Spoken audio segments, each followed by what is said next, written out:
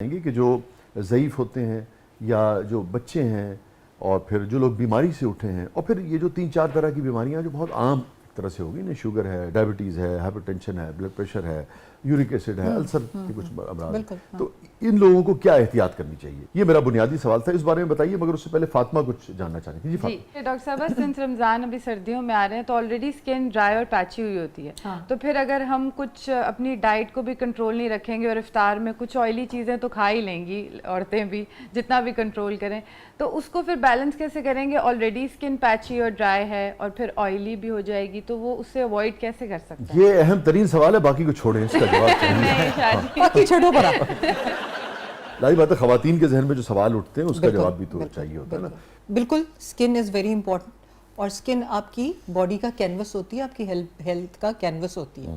تو اس میں اب ڈرائی پیچی اسکن کا بالکل صحیح آپ نے سوال پوچھا۔ ڈی ہائیڈریشن بڑی امپورٹنٹ ہے کہ پانی بے شک پیاس نہیں لگے گی لیکن پانی مختلف فارمز میں پیتے جائیں۔ اب وہ کس فارمز میں ہیں؟ چونکہ دن میں تو روزے میں ایگزیکٹلی جب جو ٹائم آپ کا ریلیف پیریڈ ہے، جس میں فرام روزہ کھلنے سے لے کے افطار سے سحر تک، اس کے درمیان چیا سیڈز والی ڈرنک پئیں، چیا سیڈز ڈالیں اپنے اس میں پانی میں۔ اس کے علاوہ جو پیس کے نہیں، چیا سیڈز تو ایسے ہی ڈال دیتے ہیں، ان کو 15 منٹ بھگوتے ہیں اور وہ صحیح ہو جاتی ہے۔ اس کے علاوہ ناریل کا پانی جو ہے وہ بہت اچھا ہے۔ ناریل کا پانی نہ صرف آپ کو ہائیڈریٹ کرے گا، آپ کی سکن کو اچھا کرے گا، کیونکہ آپ کو پتہ ہے کوکونٹ آئل کا کتنا آیا ہوا ہے سکن کے اوپر اور پوری ہیلتھ کے اوپر۔ کوکونٹ واٹر نہ صرف آپ کو وہ کرے گا بلکہ آپ کے جو نمکیات کم ہو گئے ہوتے ہیں، جو جس کی وجہ سے لوگ ORS اور پتہ نہیں کیا کچھ پیتے ہیں، وہ نیچرلی آپ کے صحیح ہوں گے۔ جب آپ کے بائی کاربونیٹ، آپ کا سوڈیم، آپ کا پوٹیشیم باڈی کے اندر صحیح رہے گا تو آپ کی سکن پیچی نہیں ہوگی۔ اگین زیادہ چکنائی سے پرہیز کریں۔ یہ ٹھیک کہہ رہی ہیں کہ کچھ خواتین بھی پکوڑے سموسے کھا لیں گی، کیونکہ انہوں نے کہہ کے مان سے میرے تو ناک کان میں سے پکوڑے سموسے نکل رہے ہیں۔ اب میں نے ذکر نہیں کیا، اب میں جب بھی تمہیں یاد کروں گی مجھے پکوڑے اور سموسے یاد آئیں۔ تو المشہور ساتھ کے پکوڑے۔ تو اس میں یہ ہے کہ چکنائی سے پرہیز کریں، اور اگین اپنی ڈائٹ کے اندر وہی بار بار جو ہم کہہ رہے ہیں پانی، اس میں چائے اور کافی کم۔ یہ بات یاد رکھیں کہ ہر چائے کے پیچھے 2 گلاس پانی کے، ہر کافی کے پیچھے 3 گلاس پانی کے، کیونکہ آپ کی باڈی کو وہ ری ہائیڈریٹ نشتہ ڈی ہائیڈریٹ کرتا ہے۔ آپ کو اتنا ہی یورین آتا ہے اور اتنا ہی وہ پانی نکل جاتا ہے اور آپ کی سکن ڈرائی ہو جاتی ہے، ایسے جیسے کہ سوکھی خوبانی کے ڈرائینس ہوتی ہے۔ سو بی ویری کیئرفل کہ جتنا چائے کافی سے، اور لوگ کیا کرتے ہیں، او جی روزہ کھل گیا ہون چائے پیو، 3-4 کپ پیو۔ نہیں، اگر آپ اچھی سکن چاہ رہے ہیں نا، یہ کام نہیں چلے گا۔ ایک آپ کی تیزابیت بڑھے گی، تیزابیت جب بڑھے گی تو آپ کو کہتے ہیں نا کہ معدے کو کہا جاتا ہے کہ معدہ ام الامراض ہے جب آپ اس کے اندر غلط غذائیں ڈالیں گے۔ درست کہہ رہی ہیں، کیونکہ سارے مسائل یہیں سے جنم لے رہے ہیں نا۔ بالکل، چائے کافی ہماری جنریشن کا میجر المیہ ہے۔ تو سعد، آپ صرف ایکٹنگ تو نہیں کرتے نا، آپ نے تو ماڈلنگ بھی کی ہے اور سنگنگ بھی کی ہے۔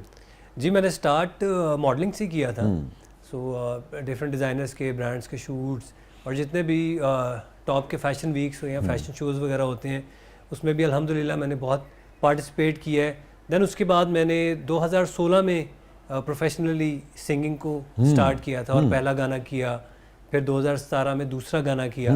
تو اس کے بعد ایک ڈراماز کی وجہ سے کافی لمبا بریک آ گیا ہے، لیکن اب جو ہے میرا تیسرا ٹریک جو ہے وہ 2026 میں انشاءاللہ رمضان کے بعد، آئی تھنک عید پہ موسٹ پروبیبلی میں اس کو لانچ کروں۔ اس پر بات کریں گے، ذرا ڈاکٹر صاحبہ کی طرف بڑھتے ہیں۔ تو ڈاکٹر صاحبہ آخر میں جو ہم سوال، ہاں وہی ہمارا بھی لٹک رہا ہے سوال، سموسے پکوڑے میں نے اب اس کو نہ مارنا ہے۔ اچھا سر، رمضان سے پہلے جو کرنا ہے کر لے آپ۔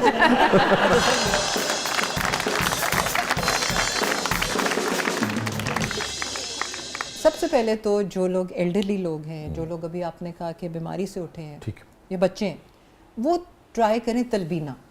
ٹھیک ہے، وہ بھی سنت ہے، آپ بالکل۔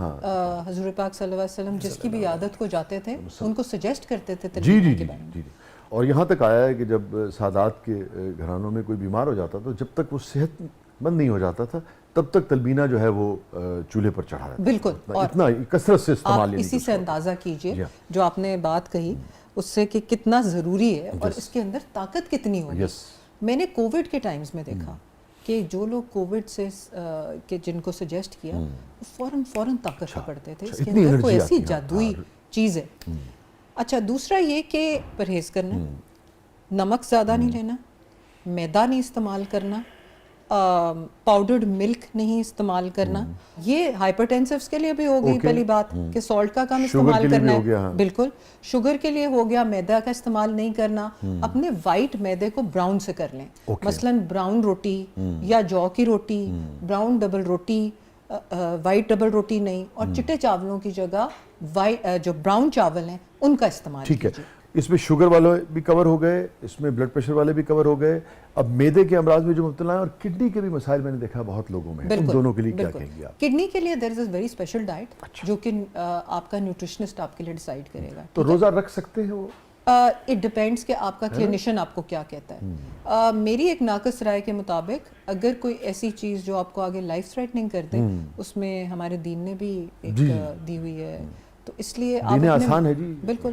تو آپ مولد سے اس بارے میں ضرور مشورہ کریں. یہ سوال جو ابھی آپ نے کیا ہے یہ کئی ایکسپیکٹنٹ مدرز بھی کرتی ہیں. جی اچھا. تو کہ میں شروع میں ایکسپیکٹ کرنے کے دن ہے تو کیا میں روزہ رکھ اس حوالے سے کیا کہیں گے؟ تو اس حوالے سے رکھے جا سکتے ہیں. اگین پھر بھی اپنے گائنیکالوجسٹ سے مشورہ ضرور کر لیں. کیونکہ ایک بات مسلمانوں کو سب کو سمجھنی چاہیے ہمیں کہ جب کسی بھی شعبے کا جو ماہر ہے وہ کوئی رائے دیتا ہے تو ہم نے دیکھا ہے کہ علماء اکرام جو ہیں بیشتر اوقات ہم نے دیکھا ہے کہ علماء اکرام بھی یہی کہتے ہیں کہ آپ جو ماہر ہے اس کی رائے پہ آپ عمل کریں نا. اور کوئی بھی آدمی اگر اس کی صحت متاثر ہوتی ہے, وہ اس کی صحت ڈاؤن ہوتی ہے, اس کا پورا خانوادہ سفر کرتا ہے, تو لازم بات ہے اللہ تعالیٰ نے اس حوالے سے بہت ساری آسانیاں دی. بالکل بالکل آپ صحیح کہہ رہے ہیں. اور دوسرا یہ کہ کلونجی جو ہے, کئی لوگ کہتے ہیں کہ اپنی پروننسیشن درست کریں. مجھے کلونجی اور کلونجی دونوں ایک ہی سمجھ, تو غلط سمجھ آ گئی ہوئی. تو کلونجی کا جو کولڈ پریسڈ آئل ہے, اچھا, اس کو مانا گیا ہے کہ اس کی 1/2 ٹی اسپون اگر آپ لے لیں صبح کے وقت نہار میں, تو السر کے مریضوں کے لیے, تذابیت والے مریضوں کے لیے اکسیر ہے. اچھا. نمبر 2, موٹی الائچی کے دانے 7-8, موٹی الائچی جو سالن میں نہیں ڈالتے والی, اس کے 7-8 دانے آپ چبا کے لے لیں تو یہ آپ کے لیے بہت اچھے ہیں. موٹی الائچی جو کالی والی ہوتی ہے؟ جی بالکل. اچھا, 7-8 دانے یعنی کہ کھول کے نا؟ ہاں کھول کے پوری چبا الائچی لیں اور اس کو پانی کے ساتھ لے اندر نکل سولو کر لیں. اسی طرح دہی کا استعمال بہت ضروری ہے کہ آپ دہی کا استعمال کریں. اور اسپغول کا چھلکا یہ بھی آپ کے پیٹ میں شروع میں کوٹنگ کر دیتا ہے. ٹھیک ہے, تو تہ لگا دیتا ہے نا بالکل ایسے.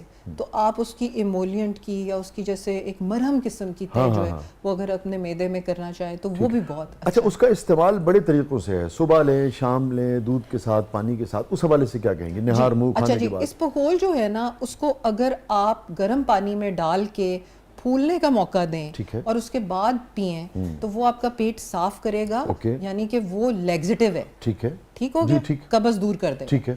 اگر آپ کی قبض جو ہے ایسا کوئی مسئلہ نہیں ہے تو پھر آپ دہی کے اندر ڈال کے لیں.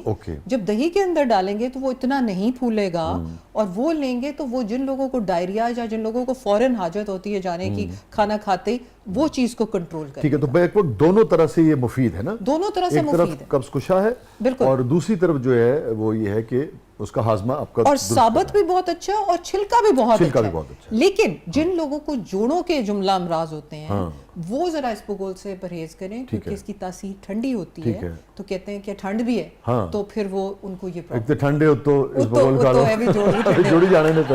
اچھا, اب اس میں وہ رہ گیا کہ وہ جو تہ لگنی ہے اس کے لیے کیا بہتر ہے؟ جو تہ لگانی ہے وہ آپ نے اتنا ہی پانی لینا ہے اور اس کے اندر تقریباً 2 چٹکیاں اس کی لینی ہیں, کیا بولتے ہیں یہ اسپغول کا چھلکا یا ثابت اسپغول, اور وہ پی لینا ہے آپ نے 5 منٹ پہلے کھانا کھانے سے.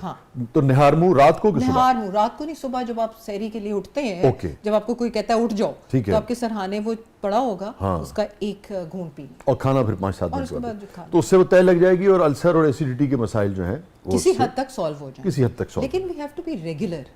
یہ جو میں آپ کو بتا رہی ہوں یہ سارے کوئی جادو نہیں ہے. یہ چیزیں آپ نے ریگولرلی کرنی ہے تو ہی آپ کو اثر انداز ہوئیں گی. تو ایسا تو نہیں ہے کہ ڈاکٹر صاحب یہ چونکہ یہ مسائل سب کے رہتے ہیں نا ہاضمے کے اور یہ سارے, کہ پھر عادی ہو جائے آدمی, اب اسپغول نہیں ملی تو پتہ لگے کہ اس سے کچھ کھایا نہیں جا رہا ہے, ایسا تو نہیں ہوتا؟ یہ تمام چیزیں ہیلنگ ہیں.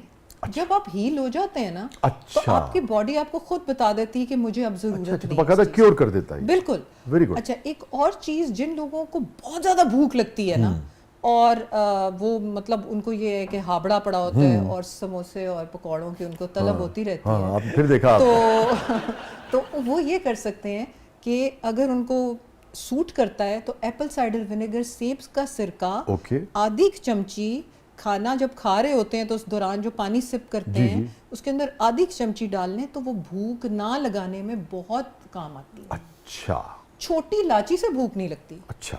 सहरी खत्म करते ही आप अजान से पहले छोटी इलायची खा लें, प्यास नहीं लगती, वाह। प्यास और भूख।